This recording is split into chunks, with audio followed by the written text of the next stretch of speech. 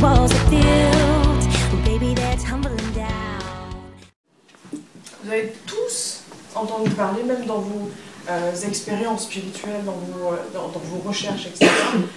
Il n'y a pas un seul enseignement spirituel qui ne dit pas à un moment donné, nous sommes tous un. Vous avez dû le voir partout. Qu'on fasse de l'ésotérisme, chez les hindous, etc., chez les bouddhistes, dans la religion catholique aussi, hein, on est tous un. Et finalement, on est tous un, mais moi je suis plus spirituel que toi, t'es mon frère, je t'adore, mais en fait tu m'énerves, j'ai envie de te baffer à certains moments, parce que moi je suis ultra spirituel, et toi t'es un peu spiritueux en plus, tu as tendance à boire un peu, donc t'es pas spirituel. Toi tu fumes, t'es pas spirituel non plus, attends, pas déconner non plus, hein. T'es pas spirituel. Ben voilà, attends, c'est blonde, c'est trop jeune pour être spirituel. Donc du coup, on est tous un perd son essence. Donc le je suis un. Vous avez tous aussi entendu dire tout est amour. C'est ce qu'on disait tout à l'heure. Mais pas le vin, pas la clope, voilà. Pas la colère non plus. La colère, ça ne fait pas partie de l'univers, ça ne peut pas être de l'amour à la colère. Il n'y a plus aucune distinction dans la non-dualité de tout ce qui existe, tout ce qui est. Donc, les auteurs, moi y compris, on aime bien mettre un E majuscule à tout ce qui est. C'est un peu comme si nous, en tant qu'humains, on s'incarne, on vient, on vit, etc. On est des vagues. On est des vagues à l'océan, etc.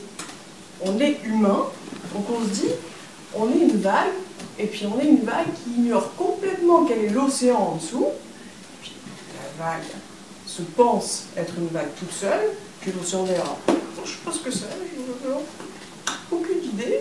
Je suis une vague, j'ai un but, je vais aller m'échouer sur la plage, et puis ça devient un objectif. Et si je n'ai pas atteint cet objectif, si je n'ai pas évolué sur la plage, si je ne me suis pas échoué sur la plage, j'aurais raté ma vie. Il y a l'océan derrière, hein, toujours. Mais la vague se pense individuelle et séparée de l'océan. Vous voyez un petit peu la métaphore? Voilà. La vague n'a jamais été séparée de l'océan. D'accord? Ben, l'être humain, c'est pareil. L'être humain pense être individuel, on a un corps, on est limité dans l'espace, et on évolue, mais si on veut que l'énergie elle parte, ben, on n'a pas l'impression qu'elle part, elle reste dans la main, on ne sait pas comment faire. Bien souvent, les gens ignorent même qu'ils ont de l'énergie. Du coup, on a un mental aussi qui vient se greffer au corps, et qui dit « je suis une personne ». Dans le « on est tous un », il n'y a que le « je suis » que vous avez tous dû entendre aussi. Mais nous, en tant qu'humains, c'est « je suis une personne ». Si on dit juste « je suis », ça ne fait pas de sens. D'accord? Si on dit « je suis une personne », là, ça parle au mental. Là, le mental, il se dit « ouh, je suis rassuré, je suis content, je suis quelque chose, j'ai mis ça dans une case, et tout va bien finalement ». Vu qu'on est tous un, on va essayer de tous s'aider les uns les autres, de créer le monde des bisounours. Je suis ton frère, tu es ma soeur, je t'adore, sauf tes chaussures, mais bon, je t'adore quand même. Mais quand même, moi je fais du Reiki. Alors, toi tu fais pas du Reiki quand même, tu devrais peut-être essayer de faire du Reiki. On essaie de convaincre les autres. Parce qu'on a du mal à être stable au niveau de nos propres croyances. Dans la non-dualité, vu qu'on est tous un, le mental n'a pas de prise, donc le mental n'a pas de croyance. Le mental s'éloigne de la personnalité.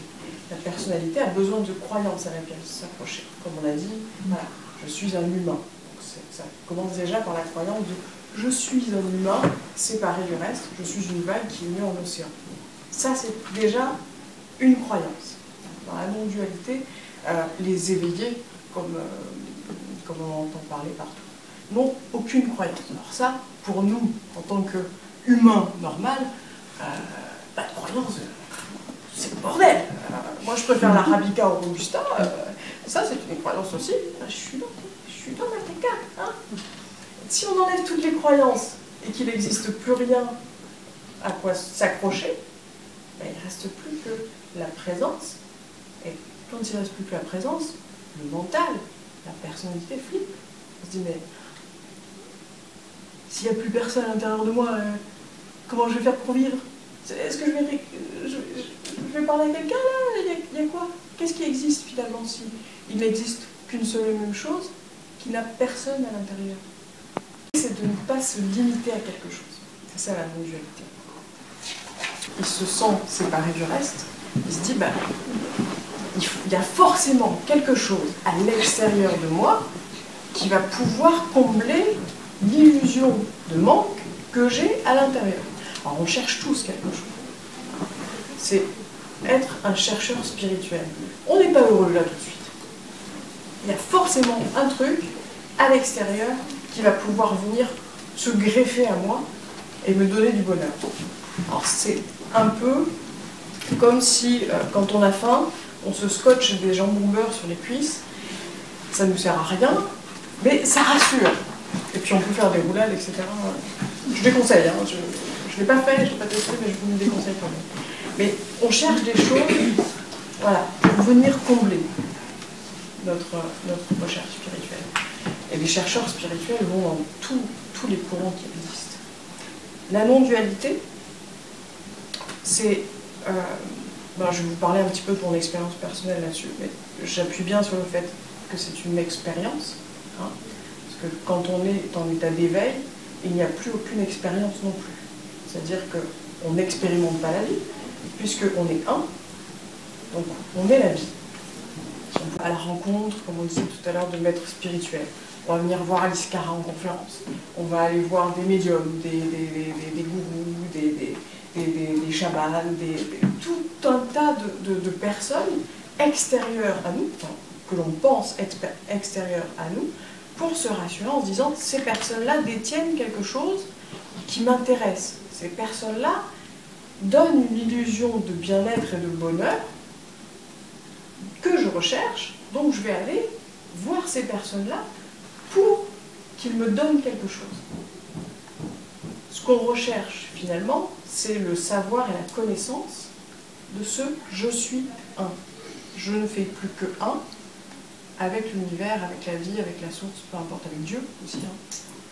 Prendre des noms très très différents.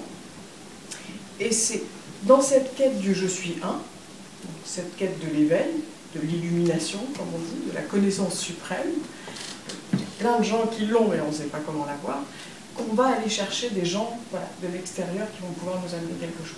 Ces gens de l'extérieur, dont je fais partie, je m'inclus dedans, ne servent absolument à rien. C'est-à-dire que moi, en tant que blondasse, Alice Cara médiumnique, je ne sers strictement à rien. Je viens de vous dire que vous avez dépensé 35 € pour que dalle. Mais ce qu'on fait ne sert effectivement à rien, mais il est important de le faire quand même. Alors ça, c'est Gandhi qui avait dit cette phrase-là, qui rassure aussi hein, beaucoup votre mental. Vous êtes bon, ça sert à rien, mais bon, elle le fait quand même, donc c'est peut-être pas mal qu'on y soit quand même. Mais il n'y a rien, ni dans l'univers, ni dans aucun maître spirituel qui peut vous apporter cette sensation de ne faire qu'un avec l'univers.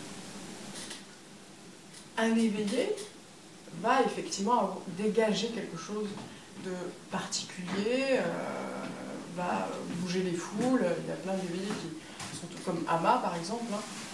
La câlineuse, que vous devez peut-être connaître.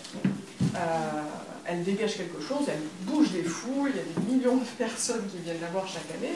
Elle fait juste des câlins. Elle dit des fois des phrases qui semblent intelligentes, etc. Comme moi, ton mari peut en dire des fois, de temps en temps. Mais ces phrases-là, ou ces câlins, finalement, servent à la même chose. Uniquement à cette chose-là, nous rappeler et nous apporter la souvenance, au final, que nous ne sommes plus que un. Et que nous n'avons jamais été autre chose que de l'océan, que de l'univers, que du Dieu, que de la conscience. Je ne sais pas si vous me suivez là pour l'instant. Ouais. Pour les baffes, je vous donnerai un espace à la fin.